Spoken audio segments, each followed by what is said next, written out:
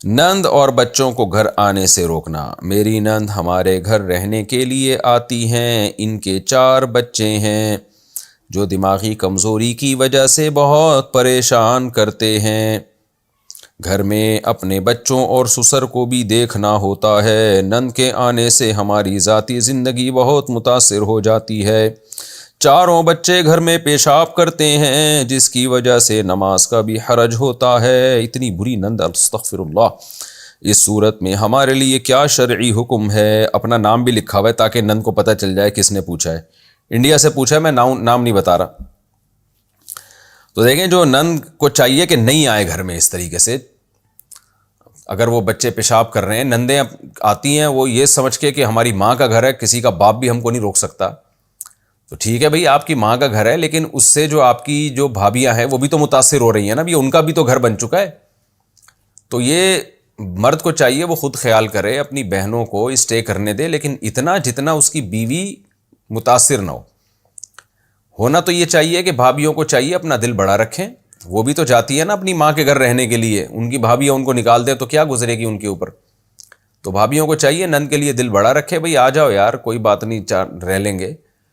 تو لیکن اگر وہ نند، کچھ ایسی نندیں ہوتی ہیں جو بیان نہیں سن رہی، اور وہ کیا کرتی ہیں کہ وہ باقی بڑی پھوڑ قسم کی ہوتی ہیں، کوئی چیز وہاں پڑی ہوئی ہے تو وہ ادھر ہی پڑی ہوئی ہے، بچہ پیشاب کر دے تو صاف کرنے کی توفیق نہیں مل رہی۔ اس طرح کی پھوڑ قسم کی نندوں کو برداشت کرنا بہت مشکل ہے۔ یہ وہی عورت سمجھ سکتی ہے جس کی اس طرح کی نند ہو، مردوں کو نہیں پتہ چلتی یہ چیزیں۔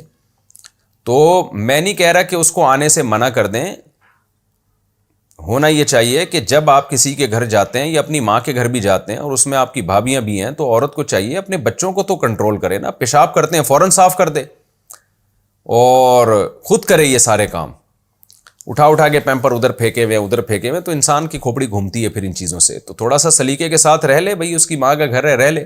پھر بھی نند نہیں رہنے دیتی، پھر یہ نند کی طرف سے زیادتی ہے، بھابی اگر نہیں رہنے دیتی تو پھر یہ بھابی کی طرف سے زیادتی ہے۔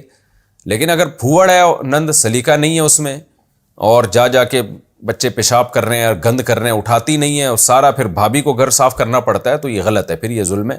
تو پھر مرد کو چاہیے کہ وہ ایکشن لے اور اپنی بہن سے کہہ دے کہ بھئی آپ آیا کریں تو تھوڑی دیر اسٹے کیا کریں، پھر تشریف لے جایا کریں، میں خود آپ سے وہاں ملنے کے لیے آ جاؤں گا، اور اگر آپ آ کے رہتی ہیں تو میرے لیے بڑی خوشی کی بات ہے۔ آپ 4 دن کے، آپ 8 دن رہیں، لیکن کائنڈلی جب بھی ہم اکٹھے رہتے ہیں تو اس کے کچھ آداب ہوتے ہیں۔ اپنا کام آپ نے کوشش کریں خود کریں، اپنے بچوں کے لیے کھانا پکانا اور یہ سب چیزیں، اور ان کی صفائیاں، پیشاب کریں فوراً، آپ نے فوراً سے پہلے صاف کرنا ہے اس کو۔